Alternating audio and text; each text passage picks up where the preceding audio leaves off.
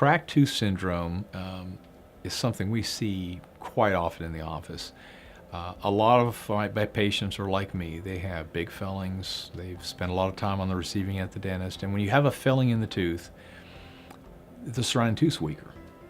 And over time, things we chew, hard things, chewier things, gradually you can develop a crack in the tooth around close to a filling. And typically with cracked tooth syndrome, I mean, people present with a variety of symptoms. Usually it's a combination of sensitivity to temperature, a lot of times cold, sometimes hot and cold, and sometimes biting pressure, sometimes all of them. And what's happening when you get those temperature changes on the tooth, or when you bite on a certain part of the tooth, it actually moves the little crack a little bit, and that's what stimulates the nerve down the tooth. Most of the time, a crown is what fixes symptoms of a cracked tooth.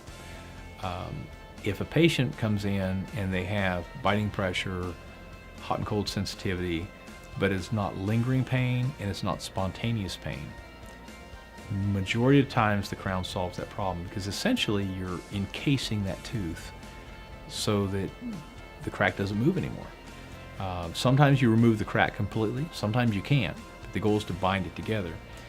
Anyone who comes in with a crack in a tooth and they're having lingering pain, boy, I get something over there and it's aching for 10, 15, 20 minutes, or it wakes me up at night, spontaneous pain, that typically beyond a crown. I mean, we're typically talking a root canal first because the nerve's been damaged.